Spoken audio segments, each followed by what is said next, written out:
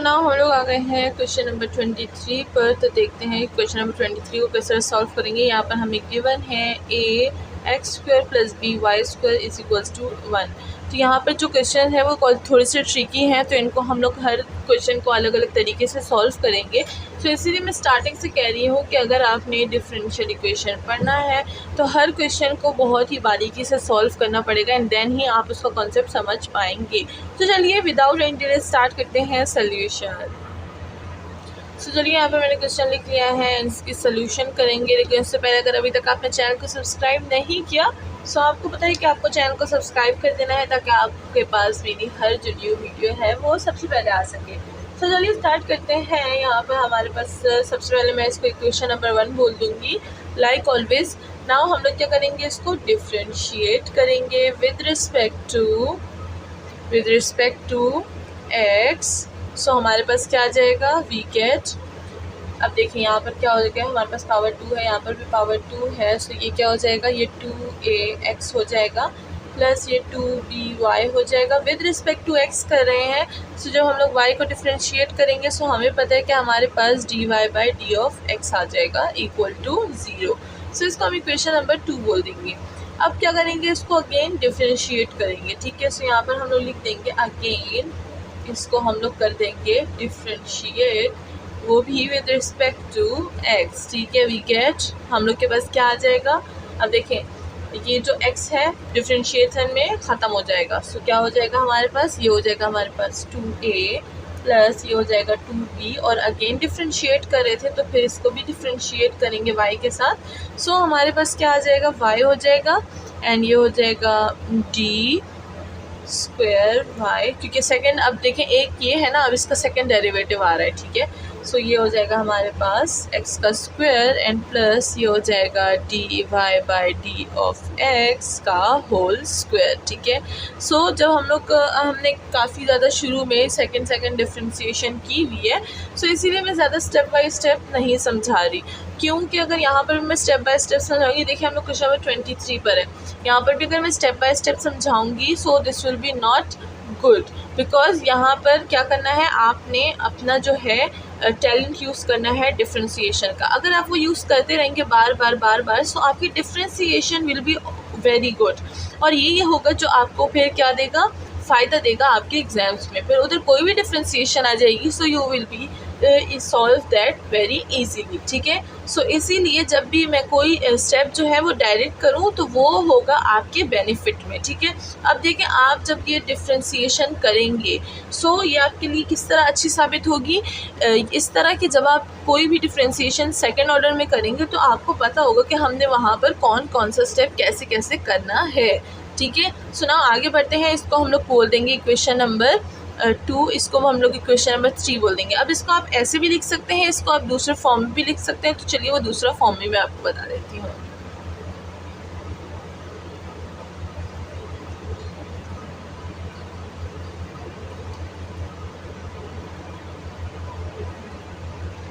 तो दूसरा फॉर्म हमारे पास क्या है, इसको हम लोग इस तरह से भी रिप्रेजेंट कर सकते हैं, a + b एंड साथ में आ जाएगा y of double dash plus ये हो जाएगा y डैश का होल स्क्वायर।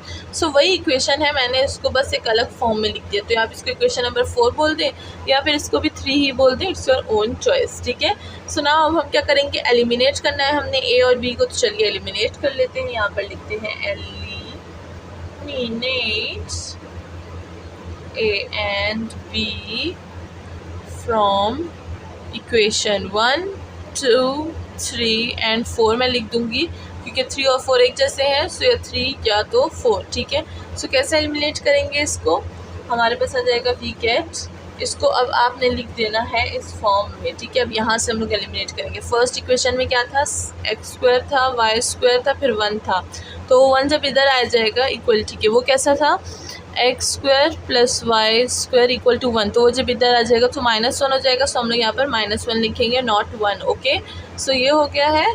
नाउ नेक्स्ट चलते हैं, सेकेंड इक्वेशन जो है वो लिख लेते हैं। सेकेंड इक्वेशन क्या थी, x था, y और y डैश था, 0 था, क्योंकि उधर 0 था, इक्वलिटी के 0 इधर आएगा तो 0 ही रहेगा। नाउ हमारे पास जो थर्ड इक्वेशन है वो था 1 और इधर था हमारे पास y and y double dash plus y dash का होल स्क्वायर, और यहाँ पर भी ज़ीरो था। इक्वलिटी हो जाएगी इसकी ज़ीरो। और ना इसको हम लोग एक्सपेंड कौन से जो है कॉलम से करेंगे, कॉलम नंबर सी से। इसको हम लोग क्या करेंगे, ये है कॉलम नंबर सी, इसको हम लोग कॉलम नंबर सी से एक्सपेंड करेंगे। So column 1, column 2, column C, ये तो मैंने ऐसे ही रिप्रेजेंट कर दिया। आप भी इसको प्रेजेंट कर सकते हैं, मतलब आपकी अपनी मर्जी है। चले हम लोग इसको रिप्रेजेंट ही इस जगह देते हैं। ये हो जाएगा हमारे पास कॉलम 1, कॉलम 2, कॉलम 3। सो हम लोग बोलेंगे कि हम इसको एक्सपेंड कर रहे हैं कौन से कॉलम से, कॉलम 3 से। अब आप बोलेंगे सिर्फ कॉलम 3 ही क्यों, हम इसे कॉलम 2 और कॉलम 1 से भी तो सॉल्व कर सकते हैं। बट अगर हम इसको कॉलम 3 से सॉल्व करेंगे तो ये हमारे पास क्या होगा, ईजिली सॉल्व हो जाएगा और हमारे जो आंसर है वो हमारे पास मिल जाएगा। इस वजह से हम लोग कॉलम सी को यूज़ करेंगे, ठीक है। तो चलिए एक्सपेंड करते हैं विद कॉलम सी। तो इसको आप नोट डाउन कर लें, मैं इसको इरेज कर देती हूँ।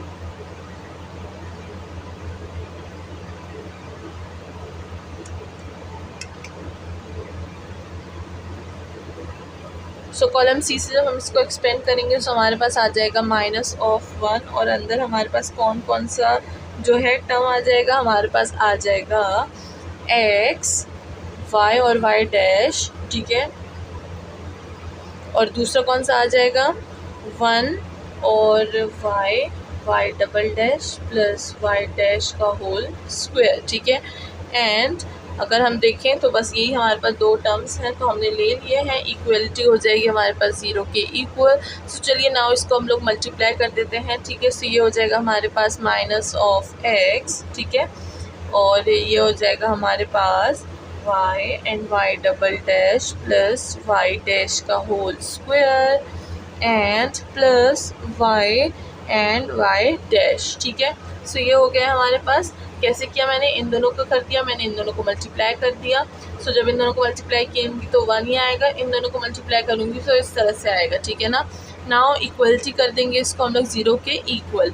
अब क्या करेंगे, अब यहाँ पर हमने जो है एक दूसरी चीज़ को सॉल्व कर देना है जो कि है हमारे पास आंसर को, यानी ये जो है हमारे पास, ये हमारे पास इस साइड चला जाएगा। सो इक्वेशन जो है हमारी बन जाएगी। तो चलिए देख लेते हैं, -x हो जाएगा, ये हो जाएगा ब्रैकेट, सर्कल ब्रैकेट ले लेंगे, y and y double dash plus y dash का होल स्क्वायर एंड ये हो जाएगा -y and y dash. This and this minus will be cancel. So हमारे पास आ जाएगा y double dash plus y dash का whole square equal to y and y dash.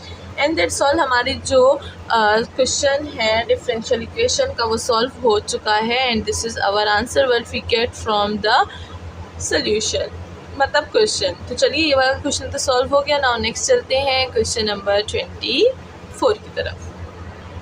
So now हम लोग आ गए हैं क्वेश्चन नंबर 24 पर। एंड अगर यहाँ पर हम लोग देखें सो हमें जो है एक जो k है वो कांस्टेंट दिया गया है, जिसे हमने क्या करना है, एलिमिनेट करना है। तो चलिए देखते हैं इसको कैसे एलिमिनेट करते हैं। सबसे पहले मैं इसको इक्वेशन नंबर 1 बोल दूँगी एंड देन हम लोगों ने k क्या है, k एक आर्बिट्री कांस्टेंट है। सो यहाँ पर हम लोग लिख देंगे कि this equation 1 k is constant in this equation 1 k is arbitrary constant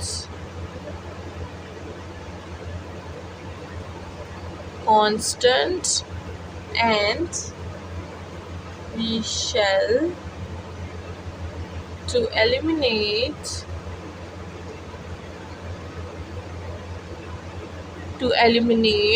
this k by differentiating equation 1। सही है। सो यहाँ पर हमने क्या करना है, स्टेटमेंट्स भी लिखनी है ताकि उनको पता चले कि हम क्या कर रहे हैं एंड वाई क्यों कर रहे हैं, ठीक है। सो चलिए सबसे पहले हम लोग क्वेश्चन 1 को जो है वो डिफ्रेंशिएट कर देते हैं। तो ये हो जाएगा हमारे पास 2 of x प्लस ये हो जाएगा 2 of y and d of y by d of x and ये हो जाएगा -2k। Equal to 0। अब इसको आप जो है इक्वेशन नंबर 2 बोल सकते हैं।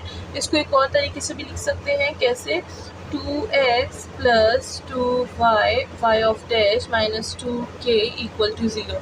इसका मतलब y ऑफ डैश होता है ना, सो इसलिए मैंने यहाँ पर y ऑफ डैश लिख दिया।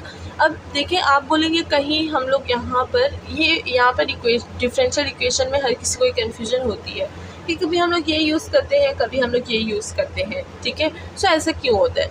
देखिए, जब हमें ये फाइंड करना होता है, कहीं ऐसा होता है ना कि हम लोग इसकी वैल्यू फाइंड करते हैं, सो हम लोग ये यूज़ करते हैं, ठीक है। एंड कहीं होता है कि हमें इसकी वैल्यू फाइंड करना नहीं होता, ठीक है, तो हम लोग क्या करते हैं, वाई ऑफ डैश ईजी के लिए ले लेते हैं। हालांकि दोनों का मतलब एक होता है, लेकिन अगर हम लोग देखें, सो अगर किसी ने हमें क्वेश्चन में बोला d of y by d of x find करें, तो हमारे पास हम लोग वाई ऑफ डैश तो नहीं लिखेंगे ना, हम लोग d by d of x ही लिखेंगे, सही है।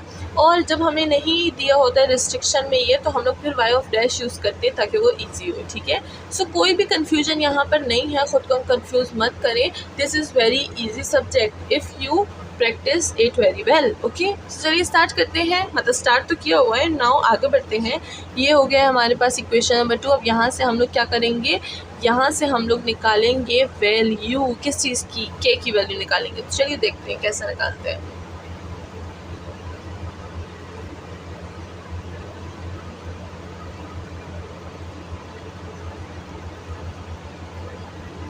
सो अगर यहाँ पर हम देखें तो हमने क्या करना है, 2k को यहाँ पर जो है 2k को यहाँ पर ट्रांसफ़र कर देंगे, सारी वैल्यूज़ यहाँ पर रहेंगी। तो ये हो जाएगा 2k, माइनस था ना तो यहाँ पर प्लस आ जाएगा, इक्वल टू ये हो जाएगा 2x प्लस 2y और y ऑफ डैश आ जाएगा, सही है।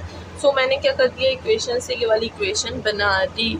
अब नाउ करूँगी क्या, मैं इसको बोल दूँगी कि अब इसको हमने पुट कर देना है इन इक्वेशन 1 में। तो चलिए इसको इक्वेशन 1 में पुट कर देते हैं। So we will get what, x square plus y square minus, अच्छा इक्वेशन 1 क्या था, वो था हमारे पास माइनस 2kx इक्वल टू 0। ये इक्वेशन 1 था, मैं इसमें ये पुट करूँगी। कैसे पुट करूँगी, एक्स स्क्वायर अपनी जगह, वाई स्क्वायर अपनी जगह, माइनस ये जो 2k है ये भी 2k है ना, तो इसलिए हमने यहाँ पर पुट कर देंगे, हो जाएगा 2x plus 2y y of dash, and साथ में x मल्टीप्लिकेशन में तो हम लोग भी पुट कर देंगे इक्वल टू 0, ठीक है। इस तरह से हमने कर दिया। नाउ क्या करेंगे, x को मल्टीप्लाई कर देंगे, तो ये हो जाएगा हमारे पास x square plus y square minus 2x square, ठीक है। अब मैं माइनस भी कर रही हूँ, नहीं मैं मल्टीप्लाई भी कर रही हूँ, मैं ब्रैकेट को भी ओपन कर रही हूँ, plus into minus, minus 2y and y of dash, and साथ में आ जाएगा हमारे पास एक x, ठीक है, इक्वल टू 0। सो नाउ अब हम क्या करेंगे, हमारा जो रिक्वायर्ड डिफरेंशियल इक्वेशन है वो बन चुका है। किस तरह से वो हो जाएगा, हमारे पास ये जो है ये इधर ट्रांसफ़र हो जाएगा। सो ये हो जाएगा हमारे पास 2xy and y of dash equal to ये, और ये जो है आपस में माइनस हो जाएंगे, सही है।